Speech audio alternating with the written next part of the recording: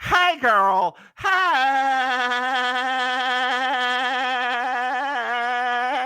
And dear listeners, I'm sorry. It's not my fault this time. No, it's not. It's not his. The NAACP's calling me. Let me decline that. Wait, what?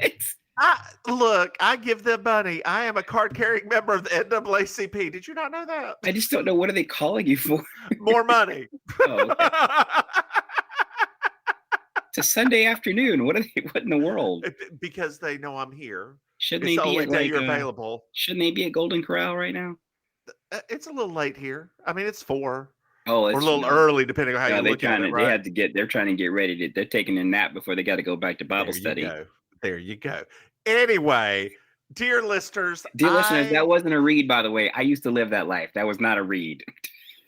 I was in Milwaukee last weekend, and then I went to the Cherokee Casino where I won money. Of course you did. Well, let me tell you about this. So I oh my God, how appropriate. I know, right? So I was so regardless, y'all, I didn't have the time to record last week. I was real tired and flying a lot, and flying in a pandemic is no joke. Let me just, even in first class, which yes, I pay the extra money for because it's not that much more expensive. Oh, so what's so different about it now? You have to wear a mask the entire time. Unless you are actively drinking. But it's not like a super long flight, is it?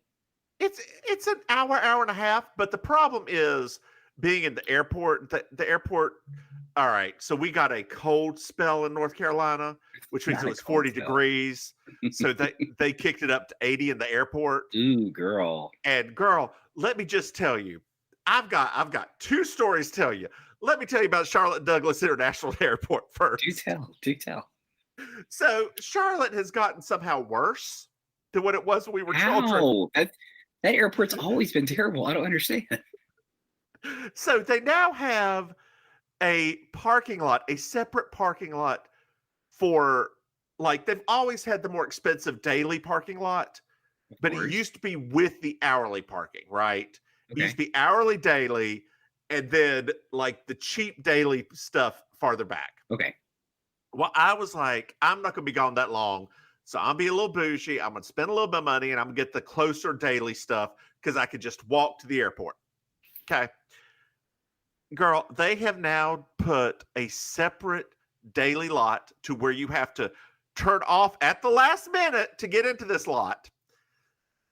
I missed it the first time. I had to go all the way through the hourly, loop back around, and get to this daily lot. Okay. Then, girl, you cannot, because of the construction, you cannot walk from the daily lot to the airport. You have to take a bus. I took the bus. Everything was good. I flew to Milwaukee, came back. Girl, getting back on that bus. The first bus I missed because it was overcrowded and they kicked people off. Okay. The second bus I got kicked out of while the bus driver was screaming at passengers. The third bus, there were so many passengers in the way where the bus stop was, the bus could not even make it up to the bus stop. So it parked a quarter mile back and just had people running toward it. The fourth bus, I finally got on, had my bags in front of me. You know what you aren't supposed to do because it keeps up space, but I could not get back to the luggage racks. And I was like, they're going to be right here. And then the white woman decided to white woman at me and be like, if you put those over there, we can have more space in here. I'm like, you're right. She's like, what do you want to put them over there? I was like, you can if you want to. So she put my luggage back in there. And then 12 more people came on and crammed us all in. And I just looked at her and was like, you happy now? You got your space, girl. You got your space. And we made it all the way back, and she was the last one off because she was like so irritated at me that I was right. Oh my God, girl, I have not been recording you this entire time, but it's fine. I'll use the audio. This is why we back up the audio, girl. This is why we back up the audio. Oh my God. That's actually, that's praise the Lord for that one. PTL, girl. PTL. It does say it's recording. It is. I just looked up at the upper left. Oh my God. So that is my first part of the story. The second part of the story, I was at the Cherokee Casino and I had been gambling, as you do. I had been playing a little blackjack and I had lost some money, girl. I had lost some money. I lost about, and you're gonna flip out when I tell you this amount of money. $500. Oh no. That's not that much. That's a PlayStation. That's a PlayStation. That's a PlayStation, but that's not that much for going to a casino. I guess I don't. I mean, yeah. Okay. All right. So I took $100 and walked over to a slot machine. Buffalo, the 20th anniversary of Buffalo. So you sit in the slot machine. Wait. Okay? Pause. What? The 20th anniversary of Buffalo? What is Buffalo? Yeah, like it's apparently a Buffalo Wild West themed slot machine that's been around for 20 years. Lord. Okay. There's no Indians, luckily. So I put in my $100 because it was bright lights. I was like, oh, bright lights. I put in my $100. You put $100 into a slot machine? Yes, girl. Yes, girl. That's normal, girl. Dear listeners, sorry for dear listeners that are into gambling. I don't really know anything about it or the amounts or anything like that. So this is all for me. It's like education. So in Vegas, if you're playing penny slots, $100 will last you a couple hours, right? But you spend a penny? Yeah, like you spend about 10 cents every turn. Okay. Yeah, but I was playing max bet, which was $6 every turn. Okay. Anyway, girl. So I'm playing and I'm down to about $80 and I hit it again and it's like super bonus. I'm like, ooh, what does that mean? Girl, it just kept on spinning and spinning and spinning and spinning.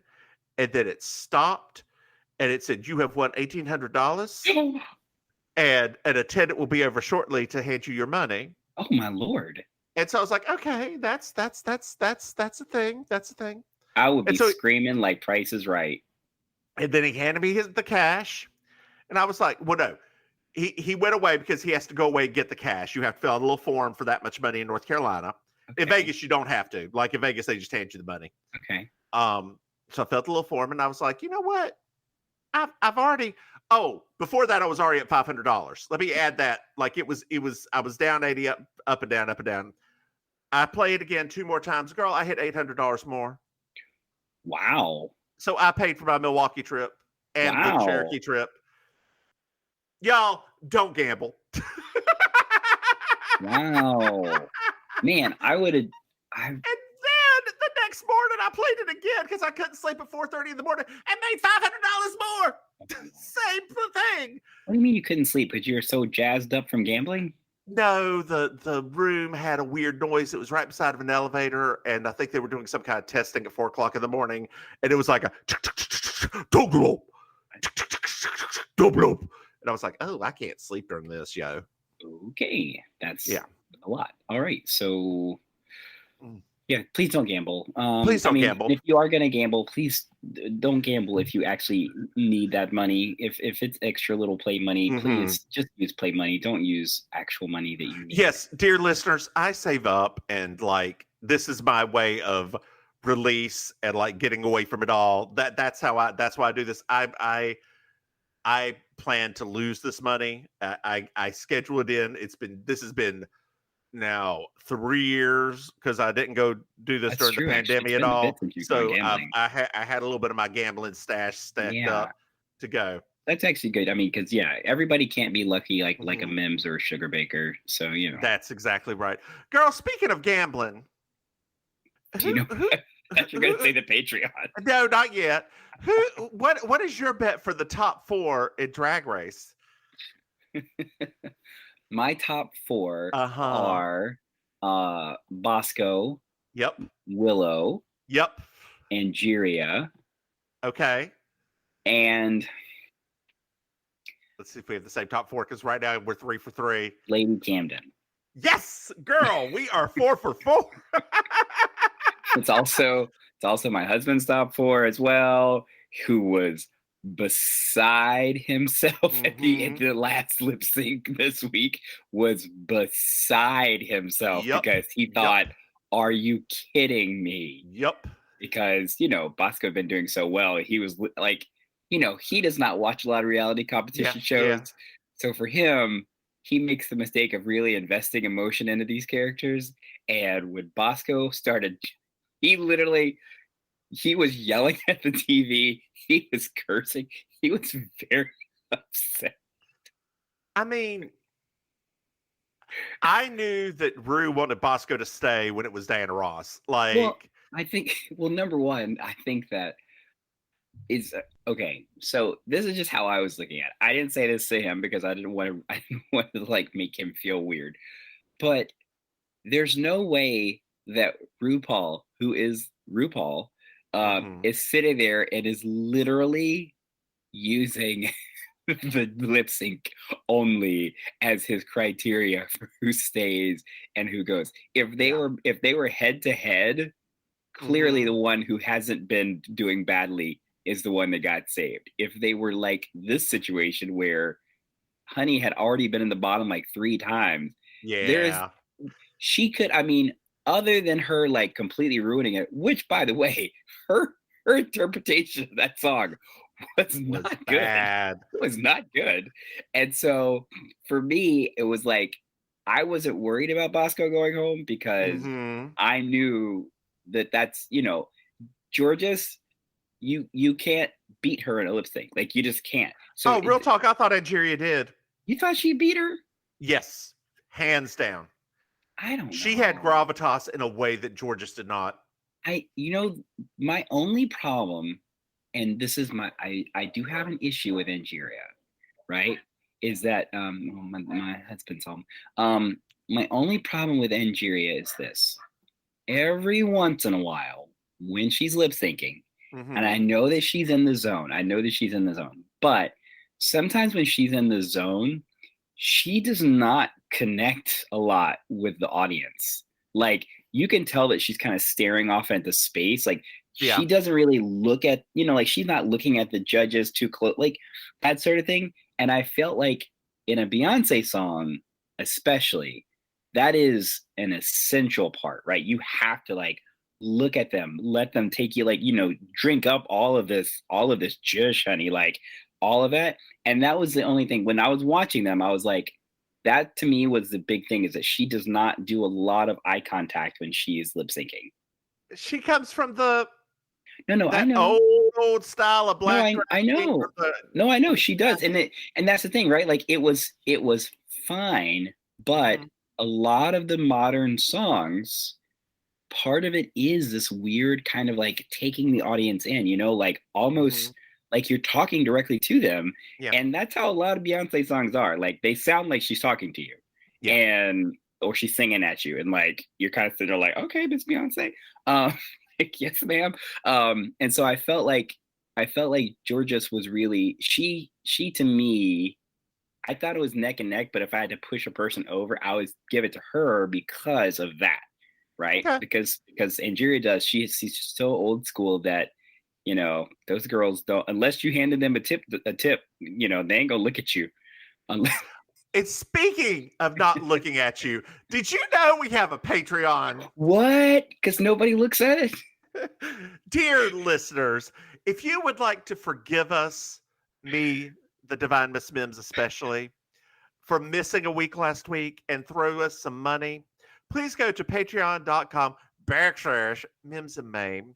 See, I got it right. I know. And give us some money. Also, Maim, did you know that we have another podcast? No. We do. Believe it or not, we do. And it's not about RuPaul's Drag Race. It's about Murder, She Wrote. Oh, okay. Well, that's different. I mean, we have to talk about something other than Drag Race sometimes. It's called You Slay Me. You can find it wherever you get your podcasties. It's more entertaining than Drag Race. And this next episode, girl, Joanne Worley, Vicki Lawrence, Leslie Nielsen. I like to have died when I saw that list. So I have to tell you something that's really funny. I just so happened to watch 2 different shows where Leslie Nielsen was a guest star.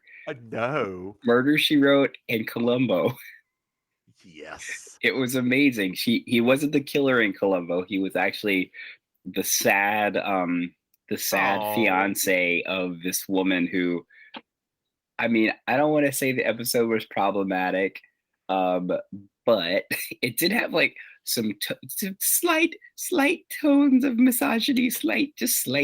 And Leslie Nielsen, he didn't like how she was becoming, his new fiance was becoming very authoritative and very bossy, and she was changing her looks, and she was, because she had basically she used him as a pawn in her murder scheme. Well, speaking of being used as a pawn in a murder scheme, Maim, I have some news for you. Oh, okay, sure. We're going to be guests on another podcast. Oh, that's right. That's right. We're going to be on something called the Debatable Pod or Debatable Podcast. I will add the link to this podcast. Beautiful. So you all can find it. You will be able to listen to us discuss and debate some very interesting topics on April 1st. I'm so excited. And you just can't hide it. It's April Fool's Day. Oh my god. Yes, this is not April's Fool's joke, but we are April Fools. We are forever April Fool. Oh my god, that's your birthday month. It is my birthday month. Happy birthday month to me. I'm a Taurus. We know. Brr. I don't know how to make that noise. I don't know how to make a bull noise.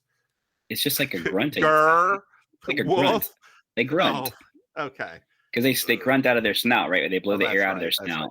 Right. I was making a bear joke because some bears are bulls and there's bull bears, and Jesus Christ, gays are complicated. Want to get into this episode? Yeah, it's less complicated.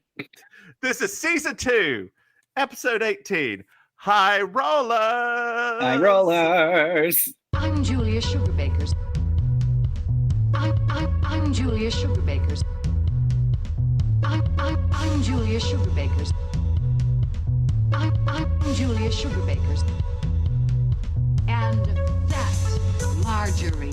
Just so you will know, and your children will someday know, is the night the lights went out in Georgia.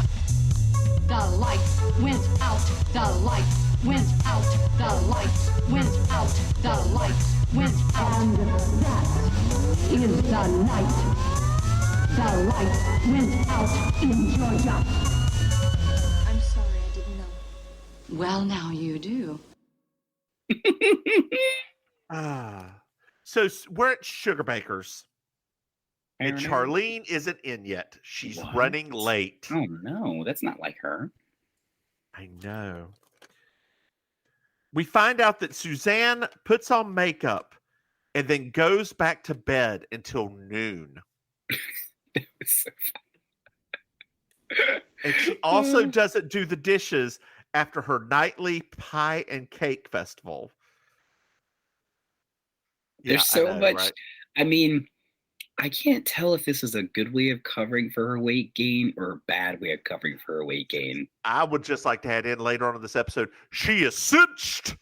Oh, she is cinched. Yeah. Like she is that corset. She is looked full of uncomfortably cinched. Tight. Yeah, she looked uncomfortably cinched.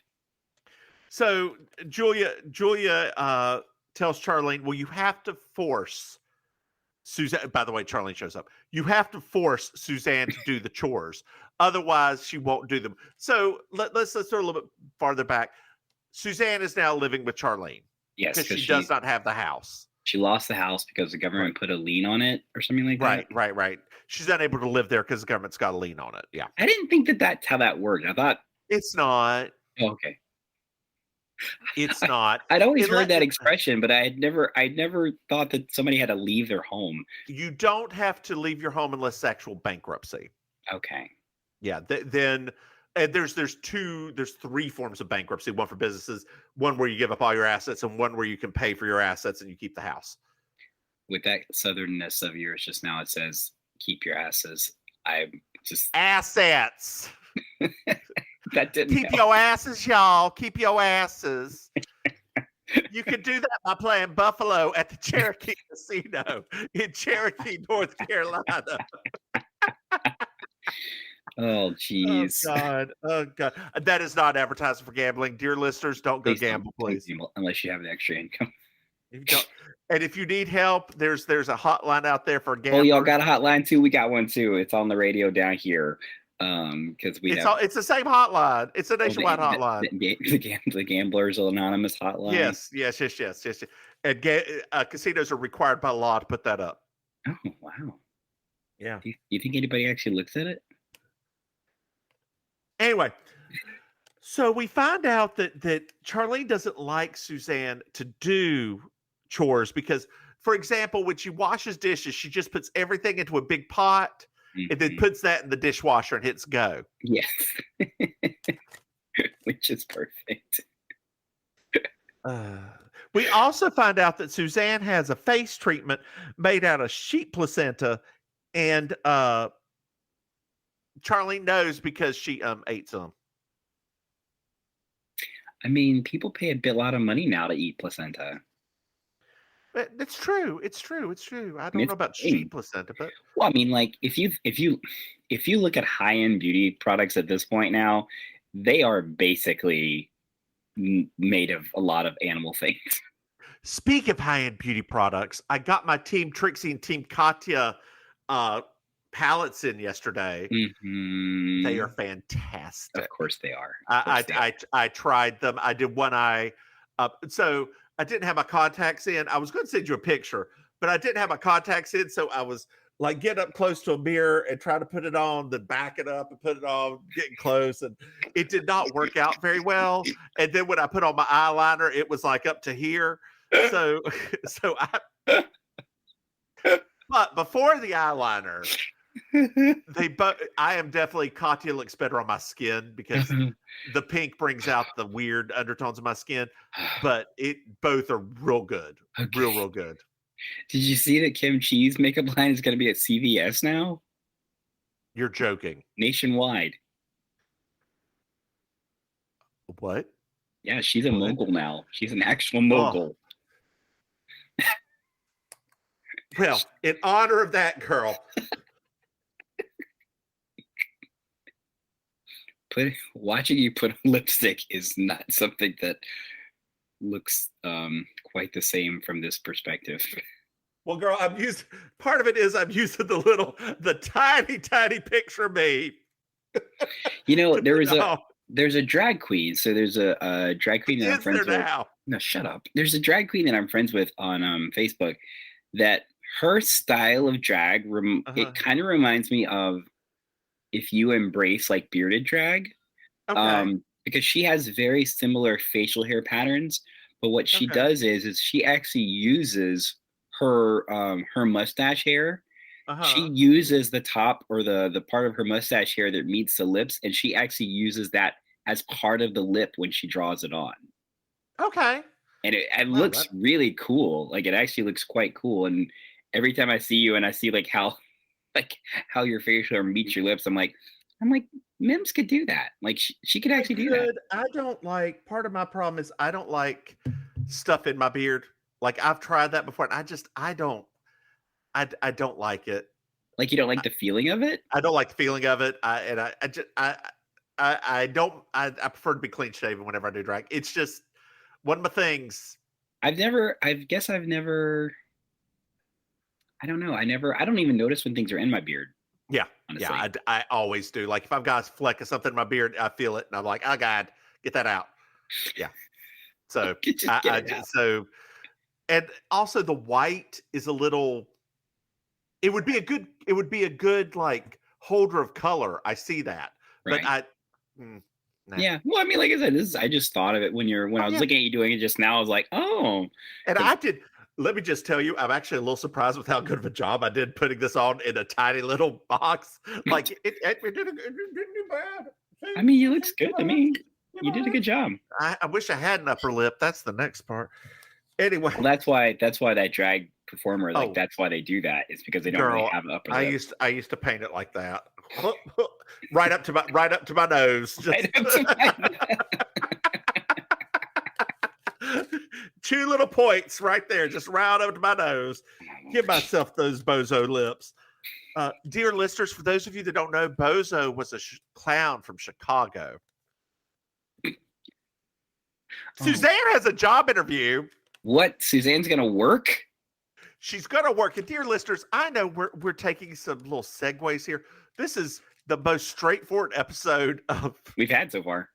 We've ever had of Designing Women. So there's not a lot of content. I mean, there is content because we're fantastic. No, there's content, but it's like very linear. So it's not like we have like multiple side plots and like the only side plot in the entire episode is literally like at the very end of the episode. Exactly. So we also, Anthony comes in and he's giving Consuela rides around to the meat packing warehouse. To the meat packing warehouse. And he suggested to her that she live in his apartment complex. Yes, because he was being nice. And we find out she's stalking him. Yes. Not figuratively, literally. Yes. I like that. What is that word? Every time we think about Consuela, it just gets worse. Like it does. Like she just, some of his description, him talking about her laughing. I can listen to Anthony's impression of her laughing all day. Like apparently she falls out completely onto the floor and just gets tickled and laughs and rolls around at like the smallest joke. She also appeared at like his screened-in window one night and was staring at him. Yes. It's fantastic. A lot of it was literally like a horror movie if it wasn't a comedy. Maryjo says a line about Consuela laughing that I love. Which one? She said that would take the hair off a sweater. That's right. I'd never heard that before, but I loved it. Well, also, dear listeners, the color that I'm wearing is called red cabbage. It does look like red cabbage. Yeah, it looks like red cabbage. It's a great color. It's a deep purple. It would look good on the melanated. Yes, I was going to say melatonin, and I'm like, what? No, it don't look good on sleeping people. It's gonna get all over your pillows. And purple's hard to get out. Purple's real hard to get out. It's real hard to get out, girl. Purples and reds. I have learned that lesson, girl. Ooh, Lord. Especially on that blush.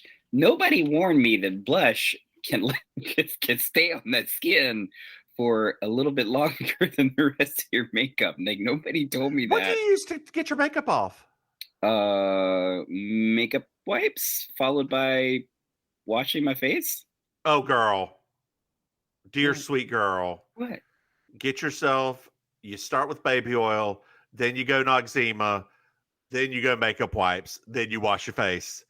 I promise you will never have a bit of blush again, but you got to start with that baby oil. See, in our family, we do Vaseline. Vaseline always kind of broke me out afterwards. Oh, not us. Not like in our family genes, dear. Like my skin. Now, Trixie swears by Albolene, and she would just put it on her face and wipe it off, and all that stuff will come right off. I've never used it. Yeah, she swears by it, and like I did not believe her till she demonstrated on her on her YouTube channel, and just like put on by an eye, and all that eye makeup just immediately came off. Really? Yes. She does that, then makeup wipes. I'm gonna have to try that because honestly, like, I mean, now that I do drag twice a week, I need things that don't take very long to take it off. Speaking of that, how is Lit going, dear listeners? We're taking a segue. Another segue. It was fun. So Tuesday was our first night. It was a really fun show. We actually had a good crowd that showed up. Dear listeners, as an aside, Maim is now doing stand-up at a bar called Lit, L-I-T, in Wilton Manors. Go on. So it was really fun. And we have our show. So it's every week. So I'm a little nervous for this week because this is the first week that's going to be non-villains. So, I'm more familiar with my people than but a lot of local comics are interested now. So, okay, that's good. Yeah. So I'm excited. So we'll see how that goes. So I've got a question. Yes. Are you able? All right. So when I hosted a drag show or two back in the day, and there were random people that came up there, some of them were not quite as entertaining or as exciting or as good as the other ones. Yes. And I would often say, well, that was something.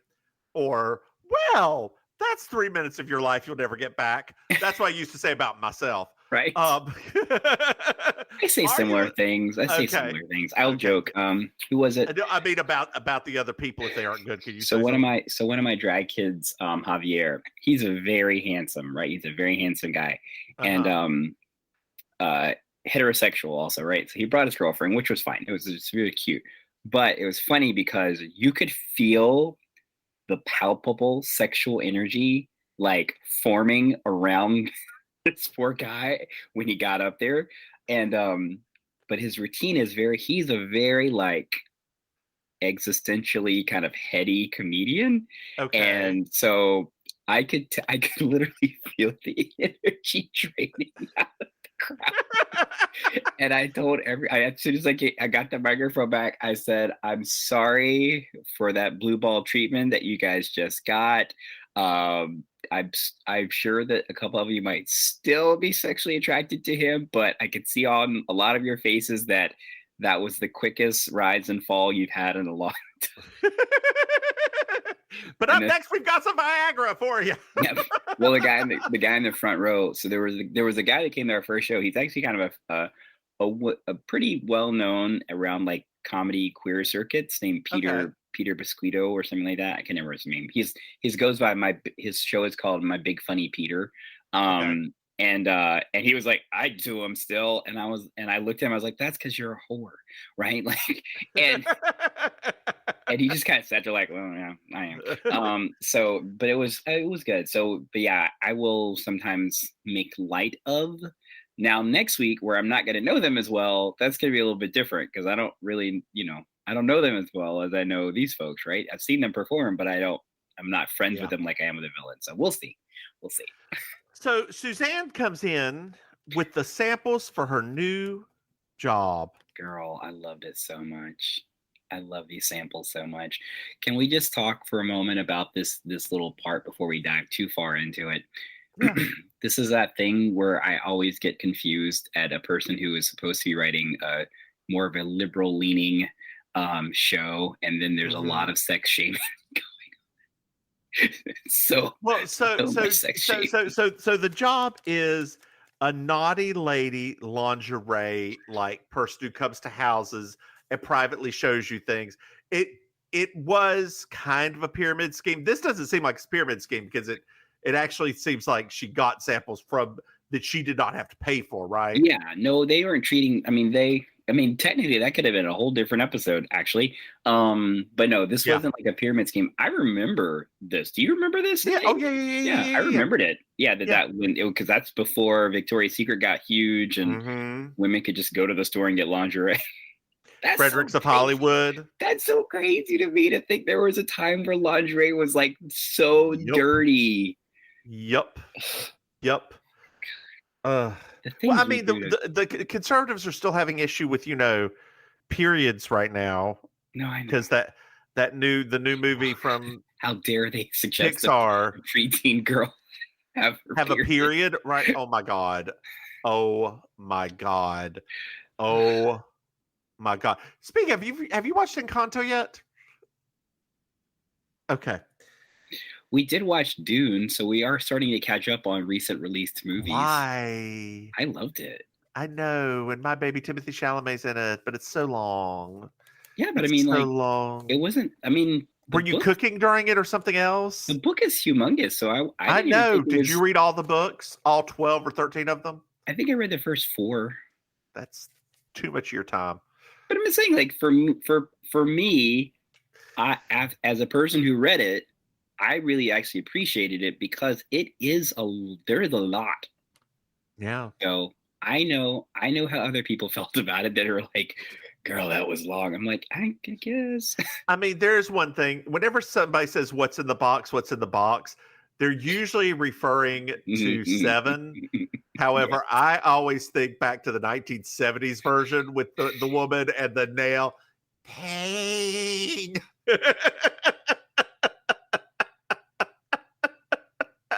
I know that made it to the new movie, but it cannot be as good as that camp masterpiece back in the day. Just that scene with that fingernail in his neck. Oh, I didn't. I mean, and Sting randomly, like. Hey, you better leave Sting alone. Sting was amazing. I mean, he was amazing for what he was given.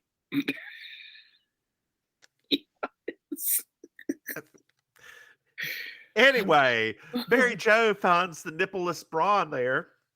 Yeah. And she makes a comment about how guys, what guy would find that attractive. She always just thinks it's like, well, guys would see that and think, well, where's the rest of your brassiere?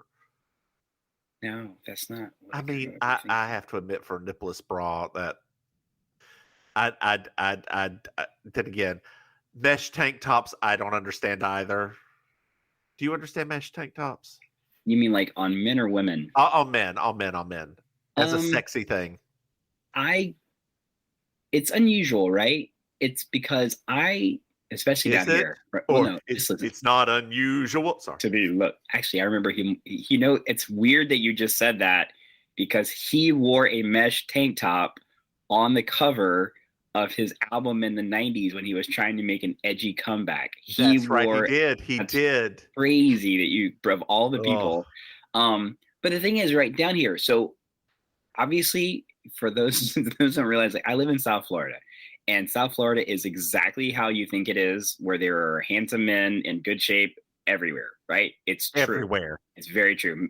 Mims has been here too. They're everywhere. And because of that, I've seen men in mesh tank tops like that. And it's weird because there's a part of my brain that says, I should find this attractive. Like, I know on paper I should find this attractive, especially when they're super fit. And I just think to myself, like, that's so impractical. Because me too. However, I will say some women's lingerie does look good on a man because it accentuates the ass better than some men's. Oh yeah. Underwear. Yeah. Well, I mean, like, men's underwear is awful for. Yeah.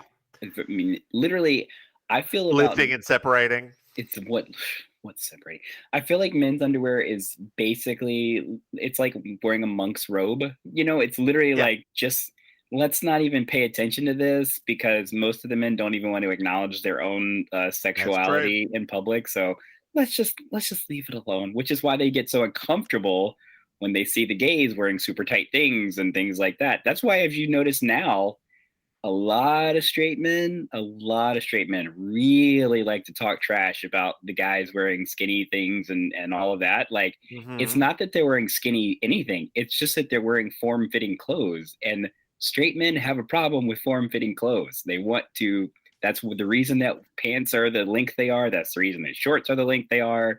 It's all just like, oh, I don't want to show that much in my thigh. Okay, sure. Well, Julia finds the underwear. I'm sorry, what? Underwear.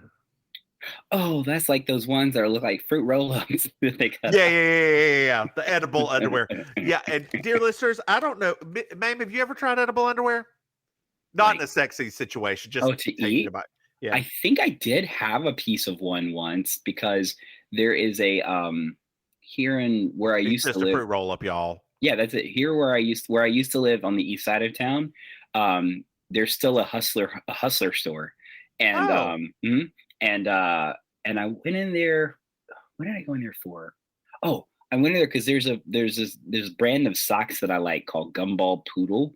Okay. And on their website, they had said that they sold them there. So I was like, oh crap, because they're like funny socks that are like, the ones that go all the way up to your knees. So I was like, oh my God. And so I went in there for the first time. You know how I get around sexual things. So at first I was kind of like nervous when I heard. So I was like, oh no, what's happening right now? Like, I don't want somebody to ask me questions. And so then they actually had like a sample on the counter of like, oh my God, here, try these. And I was like, oh, thanks. I think it was like strawberry. That's all it is. It's just fruit roll up. That's it. It literally is fruit roll up. Now, Charlene says that's not even practical. So she's thinking about wearing them. I don't think it's practical because I think it's a sanitary issue. I think that, well, I think it's a sanitary issue, but I do think that the only application I can think of for edible underwear is your man's come over, blah blah blah blah, and you just got out of the shower, right? And you're like, oh my god, like, okay, we're about to do the deed, and then you put them on, right? Like, to me, that's about the really the only time, because otherwise, part of that stuff is up in your butt crack, and that just feels like a problem waiting to happen. Nobody likes fruit roll up on a tossed salad. Put that on a shirt. Put that on a shirt. Write it down. Write it down. Okay, Google.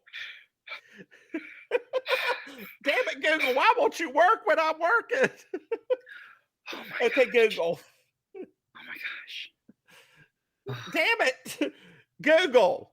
Remember, nobody likes a fruit roll up on a tossed salad. There we go. It can't reach Google at the moment. Well, I'll remember it. Oh my gosh. Oh my gosh. Oh God. Did you so side note, talking about fruit roll-ups, which the little kitties like. Did you see on Facebook that another one of our friends from school is the grandparent now? No, I did not. I'll tell you after. I'll send you the post, because I was like, I am tired of you people doing this to me. You will not make me a grandparent. So Sally Field say, I've still got my looks. We find out that Julia was like, she's surprised it's come to this. Or Julia's like, it's come to this. It started off with like playing the Mississippi lottery or Missouri lottery, and then to eating underwear panties. Mm-hmm. That is a line that I did not even read correctly, but that's where we're at here. I still, this goes back to the last episode though, right? Because it still kind of bothers me. Like, we are still treating Suzanne like she did something wrong when Suzanne got taken advantage of. Yep. And it's so upsetting because she didn't do anything wrong, but we keep doing this thing. Like Julia talked about her like, oh, how almost like how the mighty have fallen. I'm like, what? That's not really. I mean, she's doing what she can. Suzanne doesn't have any experience working. What are you talking about? Like, what is she going to do? Go to be an engineer or something like that? Mm-hmm. Exactly. Just little stuff like that. I don't know. It's just like, I have such a bone to pick with that type of logic in these situations. Because even when it would happen to celebrities, right? Because I mean, this was a very common thing in the 80s. This happened to a lot of celebrities. It really was. And it was always so weird to me because it was like, everybody kept blaming them. And I'm like, why would you blame them for trusting a person who gave no indication that they shouldn't trust them? Like, but, that's what we're going to do. We're just going to keep on piling on Suzanne. So now we're at Charlene's. Oh, boy. It's late at night. Charlene's trying to sleep. Apparently, they're sleeping in the same bed. Yes. Well, Charlene must have like a one bedroom, I'm guessing. It really sucks that Maryjo didn't bring Suzanne into her house and throw her in the basement where she could have lived, and maybe helped out with the kids some or something like that. But, whatever. I felt like that would have been a much funnier premise, too. Oh, my God. Could you imagine Maryjo going to Atlantic City? You just burned a better episode. Yeah. We've done that twice now. So Suzanne is talking about herself and how she's put on weight. A lot. Like she's just going on about it, how people have noticed her put on weight. And she's put on weight because, of course, she's put on weight. She's very depressed and she's eating pie. And dear listeners, this is where it really starts, where the fat shaming of Delta Burke really starts. Yep. I mean, technically, this is where, to me, the direction of the show literally becomes pile on to Suzanne. Mm-hmm. They could have changed the name of the show. And she does say to she does say about one of the people who talks about her weight that she doesn't talk about her husband, and yell at her husband, go, "Hey Frank, how's the impotence problem? Still thinking about that implant?" I always forget about those they have implants. But then I remember there was actually a story of there's a porn star that got one of those implants. Yeah. So apparently he And I think they're actually starting to make a comeback now. the implants? Yeah. Oh boy. Yeah. We're gonna have some bionic dick. BD baby. Wait, that's something completely different.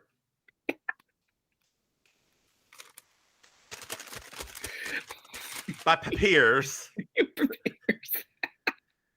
So Charlene tells her story of Fred Smith. He went to Vegas and won $35,000 to keep his business afloat. His business had nothing. He had a brand new idea of how to, like move packages everywhere. And he ran out of money. He went to Vegas, won $35,000. And that was the beginning of FedEx. Did you actually look up the history of FedEx to see if that was true? No, I did not. I was just going to let that go. Now I'm going to have to do that because I thought that when I watched it earlier again today, I was like, I'm going to have to look this up at some point when I know Sam Walton of Walmart fame was very he was an asshole, but he was very down to earth and never spent any money. Yeah. So he was one of those. He still drove his old truck around and wore his old jeans, sold blah, blah, blah, blah, blah. I'm like, here's my thing. If you get to be that rich and you aren't giving the money away to like a charity or something, at least spend the fucking money to get our economy going even better. Like buy the airplanes, buy the cruise ships, do all that. Those are jobs. Apologize. Don't apologize, girl. You live your truth. You live your truth. So Suzanne then says, let's go to Atlantic City. Yes. You're the gambler. Was that basically the only place on the east side of the country that you could go gamble at the time? Yeah. Okay. Because when she said it at first, because obviously I knew the Cherokee one wasn't there then, but I was like, no. I didn't know anything about gambling. So I was like, is that the only place people could gamble? Branson I don't know if Branson may be closer to Atlanta. I think that's on the other side of Missouri. So Atlantic City's probably the closest, and it's a cheap flight from Atlanta. So no, my auntie, she, I guess we'll call her Auntie Chi. That woman loves Atlantic City. She used to live in Brooklyn, and that was her yearly trip. That was where she went she would have one yearly trip where she came down to see us, and then she had another yearly trip where she'd get on the bus with all these other ladies and they'd all go to Atlantic City. Yep. I have never been to Atlantic City. I haven't either, and I would really like to go, but at this point now, my mom has explained to me that Atlantic City now is not like it was then when it was like kind of fun and a little seedy and everything. It's very it's just like everywhere else. It's just gotten very Disney-ified. And it's starting to it's a little run down because a lot of the casinos just closed. Oh. So a lot of Native American places open casinos, so that diluted down the East Coast need for casinos. Mm-hmm. The Cherokee are very upset in North Carolina, by the way. Why? Because there's another casino that the Catawba will now have just outside of Charlotte and Kings Mountain. Oh no. Oh yes. Oh yes. Oh no. Yes. The Catawba, most of the Catawba reservation is in South Carolina, but they own like a Walmart-sized plot of land just outside of Charlotte, Kings Mountain. Oh no! That's so amazing. They are the Cherokee. Like North Carolina was like, yeah, it's money. Like, and that'll be a lot of money. Yeah, the state doesn't care. No, and the federal government was like, sure, we recognize the Catawba, but the Cherokee tried to sue to stop it. And they lost. No, did they really? Yes, of course they did. But what, on what grounds though? I mean, that they had an exclusive license to do this in the state of North Carolina, which they didn't. Oh my Lord. Yeah. And if the Lumbee ever get federal recognition, that's the only reason they want it. Well, their reservation would be right beside 95 at the midway point between New York City and Florida. Yeah. Could you imagine the gambling complex there? Yeah, everybody that would come from New York would stop there first. Oh yeah, it would be huge and like so much money. And I mean, for a DC traffic would go there. yeah, for like, and it is a desperately poor region of our state. Like it desperately poor. Like it is like the lowest education, the funding wise, like poverty rates high. It needs the money. It needs something. Yeah, it really I does. ain't gonna say I got any solutions for this, y'all. That's Oh yeah, no, we're not economists. Just in case you guys didn't know that about us, we're not economists. Although that's what all the tests said I should have been in high school when I took all those tests, like the ASVAB and all that stuff. An economist. Economist, yeah. Interesting. Yeah. I can't remember what mine said now.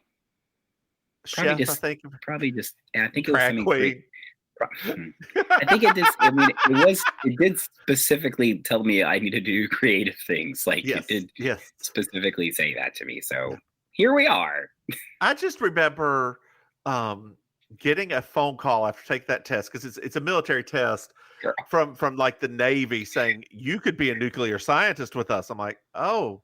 Girl, do you remember them bringing the two of us in because we scored the highest in the class and we had to go meet with that man? Yes, I remember that. God. And we were both like, you don't want us. we may or may not. We'll tell. You want us to tell our tea now? Because we will. If that'll keep you from annoying us. Girl, you ain't even got to ask. We'll just tell you. I'm pretty sure he didn't have to ask us when he met with us. He was kind of sitting there like, yeah, boys. We're like, oh, okay, that sounds nice. That sounds great. You pay for all of our school? We're going to be at officers. Mr. Officer, I got a little surprise for you. Oh, God. So Suzanne grabs Anthony and they suddenly are in Atlantic City. I was upset that they didn't do like a great little like montage. I know. And Charlene's like, I just can't believe that we're like in Atlantic City shooting craps. And Anthony's like, this is roulette. This isn't craps. I wouldn't know the difference either. So Suzanne puts money on 7, which is her dog's birthday. And she sings the name game song, but with Consuela. Consuela, Bobena, Banana, Fana, Fofana, Me, Mamo, Mena, Consuela. No, Consuela. She wins, and the pit boss shows up. Now, first of all, a pit boss would probably not show up for this. Not this fast. Not this fast, and not for this little bit of money, right? Although it is, she did put some money down. She didn't put all of it down, but she did put some money down.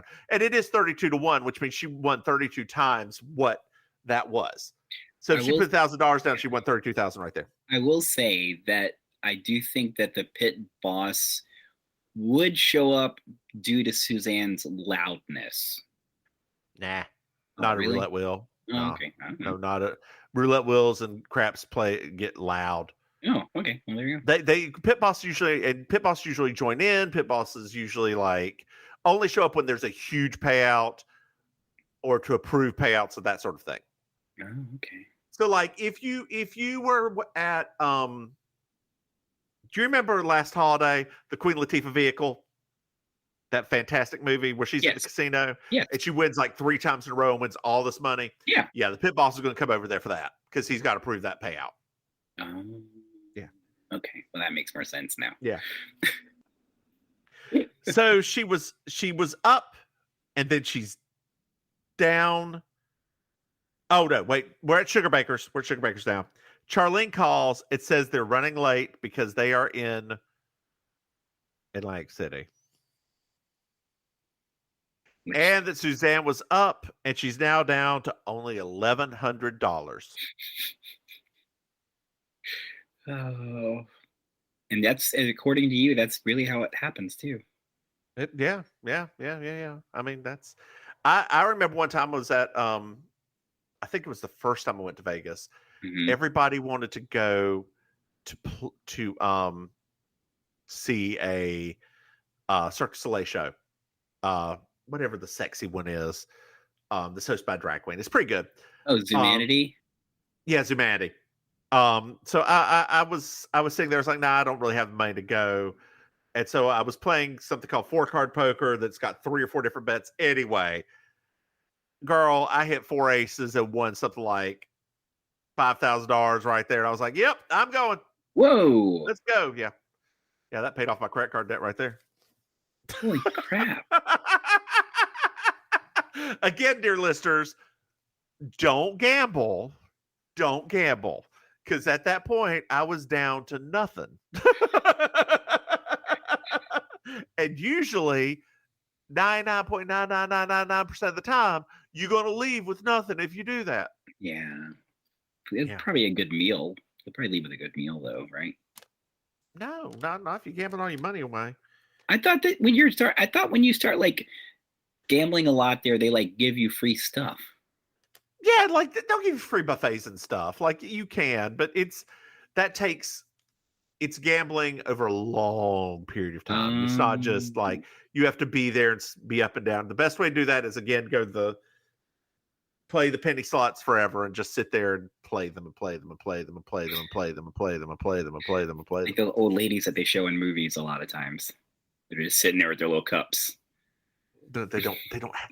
I wish they still had those because they don't do coins anymore in the slots. Oh, okay.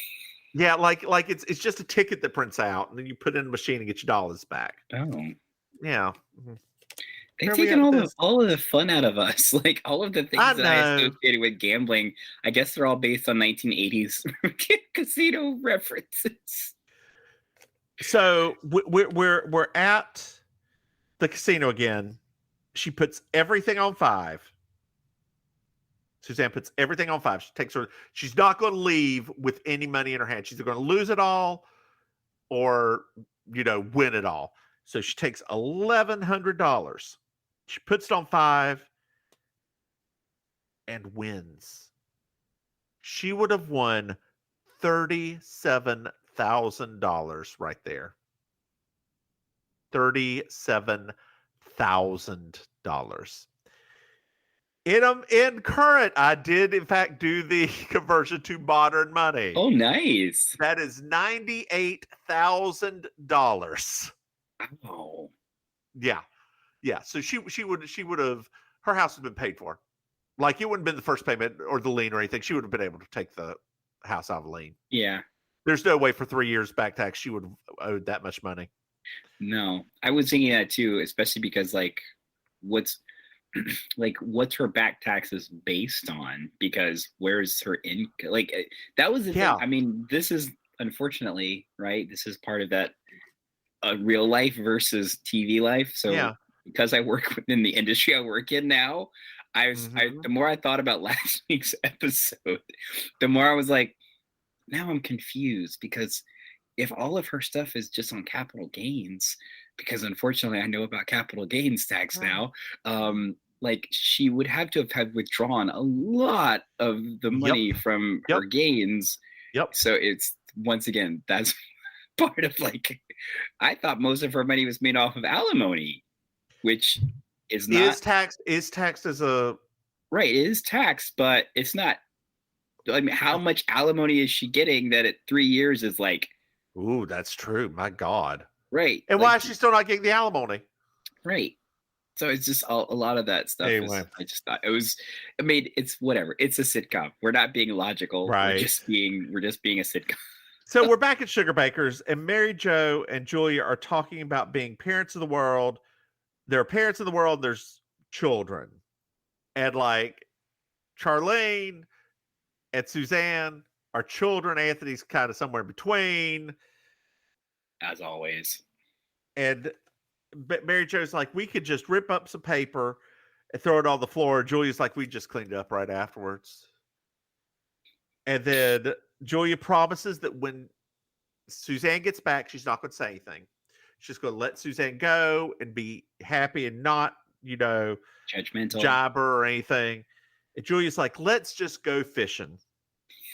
Because that is what a wild and crazy thing to do. Yeah, her grandfather, who apparently is still alive, has a catfish pond and a boat, and Maryjo likes fishing too. And but Maryjo's like, I can't. I've got to go remeasure some carpets, which is what Maryjo does all the time, apparently. And Julia needs to do some invoices. Well, everybody's here, Maim. Everybody showed up. Anthony, Charlene, Suzanne. Anthony apologizes for being late. And Julia says, I'm not going to tell you I told you so. And Suzanne dumps out her cash, and it's $39,000. What?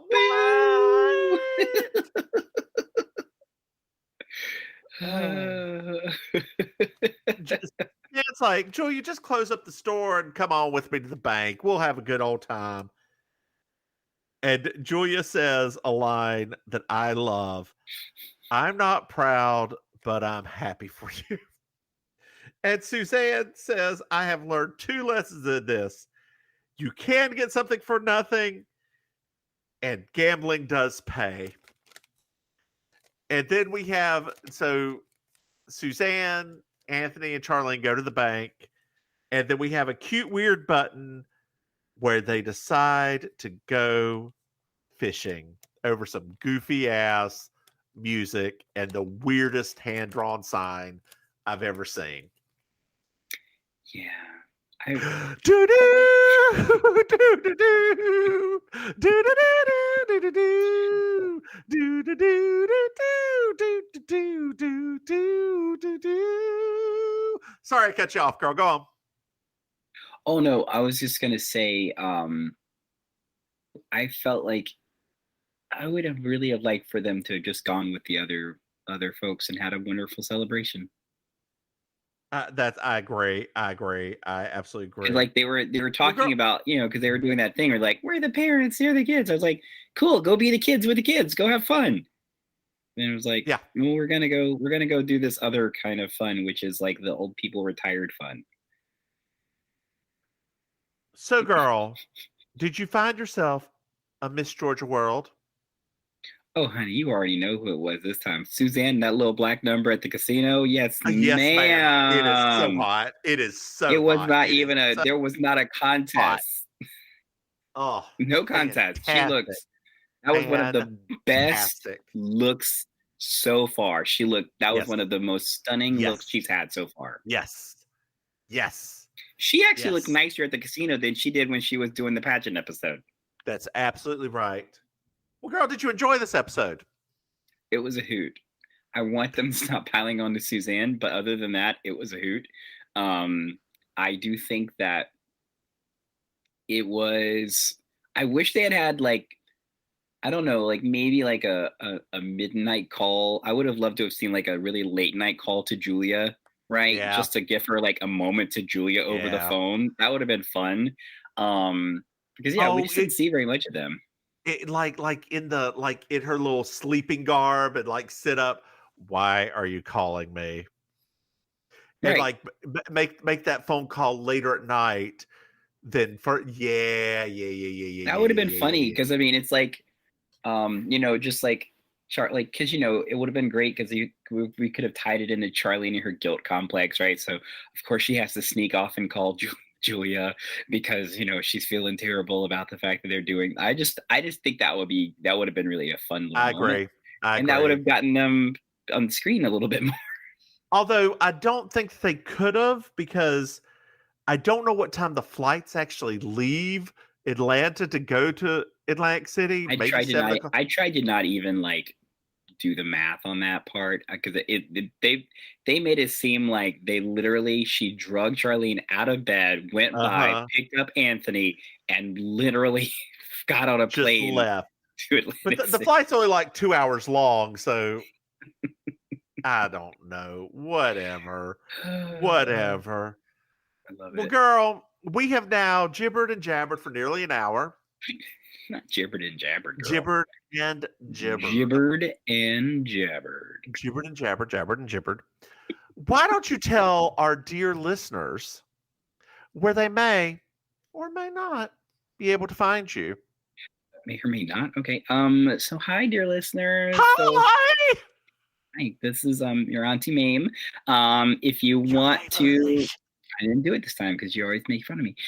If you want to, I don't like you. Jeez. If you want to follow me online, you can follow me at auntie.maim. That's MAIM, like assaulting you. Because I'll beat somebody. I won't beat somebody up, but I'll verbally assault you. And then if you want to find me in real life, because I perform in person as well. So I host a stand-up show called Laughs at Lit every Tuesday night at Lit Wilton Manors, which is a little neighborhood inside Fort Lauderdale. I host Amazing Colossal Karaoke on Thursday nights at Kill Your Idol in Miami Beach, although not this Thursday night. This Thursday. Yeah, this is the one we only have 2 Thursdays a year that we don't do karaoke. This is one of the Thursdays because it is Miami Music Week. You don't know what that is, do you? No. Miami Music Week is basically it's been around for 30 plus years. It's basically the entire electronic world of music comes to Miami for a whole week. And there's you going to anything? Not this year because I'm still a little bit COVID-y weird. I'll probably go next year. I went the year before COVID to like one of the events and it was great. I got to see David Guetta, who like surprised everybody. Nobody even knew it was going to be him because he came under an not like a alias. And so I was like spitting distance from him. So yeah, it's super fun. Like there's a lot of cool parties, but they're gonna have a lot of parties at the bar that we do karaoke at. So they don't do shows that week. So, but and then on Saturday nights, you can find me in Miami's improv world at Villain Theater, which is at villaintheater.com for tickets and information. I do improvised comedy there. Yeah, I think that was it. All 3 of them. How about you, Mimsy? Hello, dear listeners. Is it a weeknight? I feel like it's a weeknight now. I am the Divine Miss Mims. You can find me on Twitter at Divine Miss Mims. You can find this podcast, Baking Sugar, on Twitter at Baking Sugar Pod. You can find our other podcast, You Slay Me, our Murder She Wrote pod at You Slay Me Pod on Twitter or wherever you get your podcasties. Maim, we have a Patreon. Oh, you can find that at patreon.com. Mims and Maim. See, fast, concise, direct, and queer, just like me. I mean, mine would have been a bit more if I didn't have a background vocal the whole time. They kept throwing me off. This kept throwing me off. God. All right, girl. Do you have anything else to? Oh, before we leave, let's spend 5 more minutes talking. 5? Just maybe 5 or 10. What did you? How was the concert? Dear listeners, if you're still here, this weekend or this past week, Maim went to go see Patti LaBelle, her idol. We all have our idols. Mine is probably Stevie Nicks. That's probably who it would be that I would fall out for.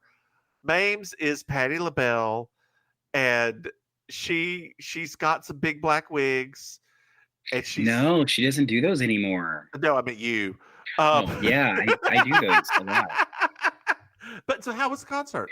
Oh my god, it was amazing. It was really good. I was surprised with how subtle. No, not subtle.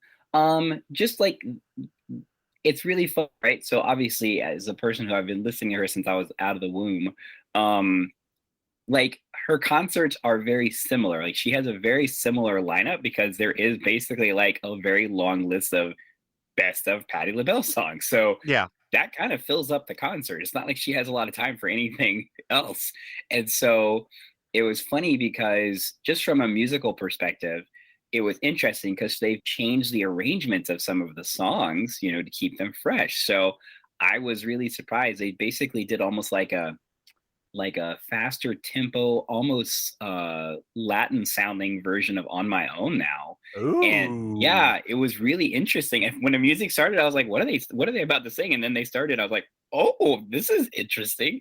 So little stuff like that. It was like, it didn't take away from like the originals. It was still great. Mhm. Obviously, I cried a little bit because as you know, I am a crier about everything.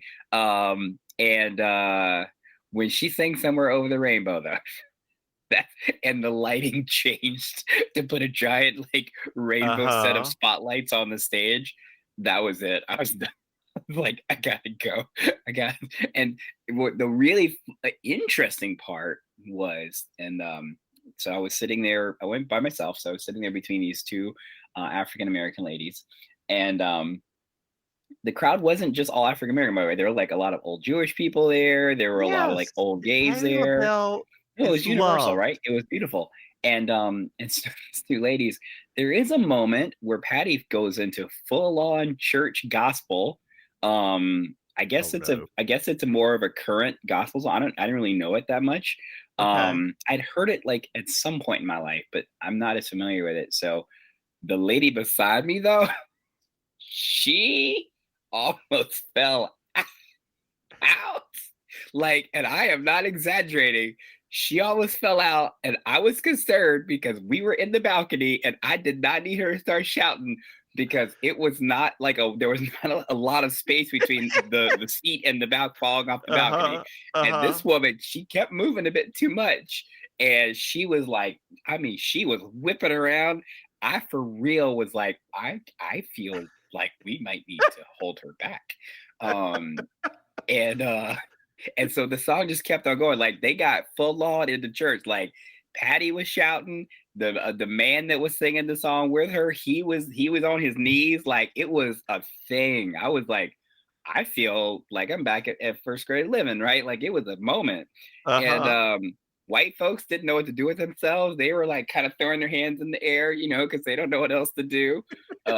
All the other black folks have just jumped up on their feet at this point now, singing. There's this one lady, I saw her in the audience. She was singing, like she was singing along. It wasn't like singing quietly. Like, she was like throwing fists and everything into that song. So that was probably the highlight of the night because it was a vibe. Like, it was a whole vibe. And at first I was like, when the song started, because it's a beautiful song, it's a beautiful gospel song. So I was like, oh, this is a lovely song. But as it kept getting ramped up, and you look around the auditorium, and people are black. Black folks don't know how to behave when their gospel song comes on. And folks were starting to the spirit was starting to wash over them in that auditorium. And so I had a perfect seat because I was right there at the front of the balcony. So I could just watch all these folks. A couple of folks fell out. I'm not gonna lie. I saw this lady in the back. She basically fell out.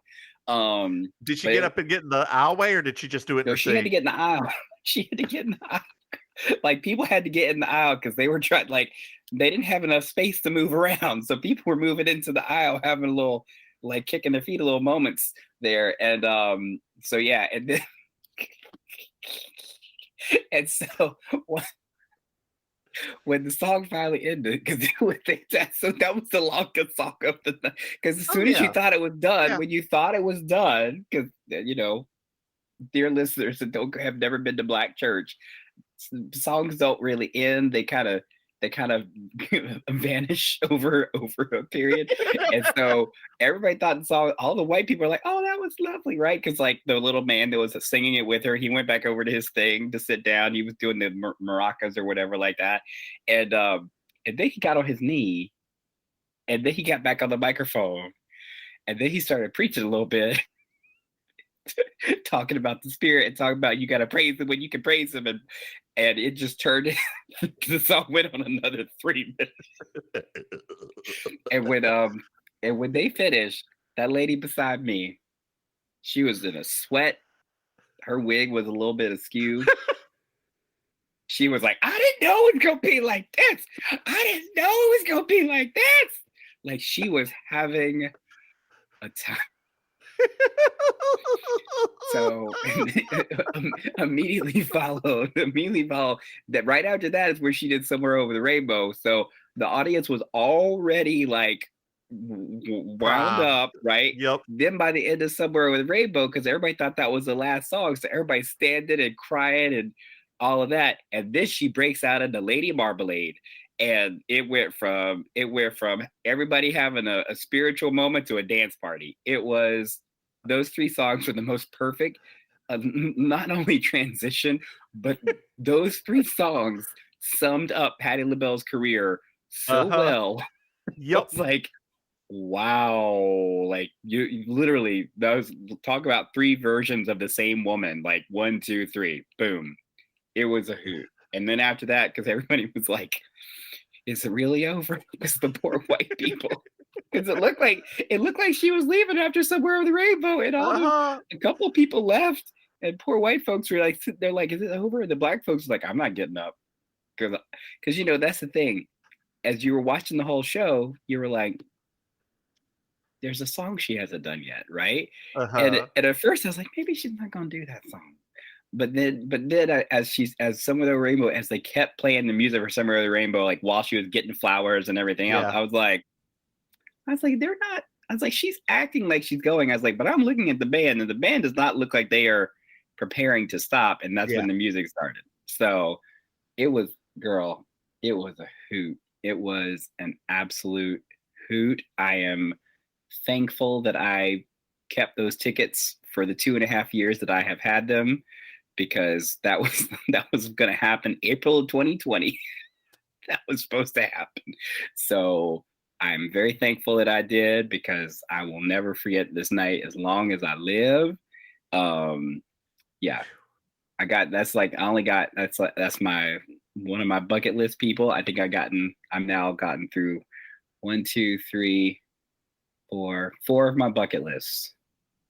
I just got one left, and I think I'm gonna have to go to Europe to see her. Her name is Roisin Murphy. She's a British artist that I'm obsessed with. So literally the last of my bucket list artists that I want to see in concert. Who were the three besides Patti, Gaga? Okay, which you saw with me. Oh, which is on you. Patti, Gaga, Janet, which I saw when I was 14. Yeah. Madonna. Okay. Right? I finally saw her. So they were my buckets. Like, those are the ones like I have to at least physically see them live once. And Kylie, right? Like, I have to see them live at some point in my life. I'll do whatever I have to. And so now that people are starting to tour again, and that Roisin is starting to tour again, and that, you know, I have at least like more play money now because of drag, I can maybe start thinking about a year from now, right? Like planning a little trip to Europe to see her perform, because that's it for me. If I see that one, you can put me in the coffin. I'll be done. I mean, she probably comes to Canada. Nope. She does not come to North America. She just doesn't. Okay. Like, I think she came to New York like once in like the last 10 years. Okay. It's just not her thing. Like, she doesn't have a problem with North America, but it's just not her thing. Like, she just like, I think for people like her, where she is, as much as I love her, she's also very particular about her staging and her presence and her everything like that. And so I do think that for her, it will be a lot to bring the staging for something, you know, like as far as price and things like that. I don't think she could just do it. Kind of like how when Kylie came and she brought that reduced kind of tour, like it was still good, but when you watch the Blu-ray of her doing it over there, you're like, oh, okay. There is one concert, and I think you may agree with me, that I wish we were, although I don't wish I was older, but if I were about 10 or 15 years older, I could have seen, maybe 20 years older, I could have seen Bette Midler in the bathhouses. I would have loved it. That would have been. I would have loved it. Yeah, you know, that is one that, you know. You know, it's funny that you would bring that up, because here we actually had, and the bar, it's still there, but it's a different bar name now. But there was a bar here called Bill's Filling Station, and before they closed, they still had the poster for when Lady Gaga was just a gay bar performer. And they still had the pre-fame Lady Gaga performing at Bill's Filling Station. And I was like, if I had just been here a few years earlier. Yeah, not even that many more years earlier. Just a few. I would have I would have seen a young everything Gaga, which would have been so cool. Just cool to have been in the room before when that kind of thing happened, you know, because like how often can you get that opportunity now? It just doesn't really exist. I've seen a post-famous Christine W. and Amber and and on that note, girl, why don't you say goodnight, babe? Good night, Maim. Sorry. Bye, y'all. Bye. Oh my god. All right, girl. I'm gonna get off this call and get some dinner. Bye. Bye. Oh, I sent you the picture in your. I saw that. Grandparent girl. Well, parent. That's what happens whenever you have a kid at 16. Bye. Nah.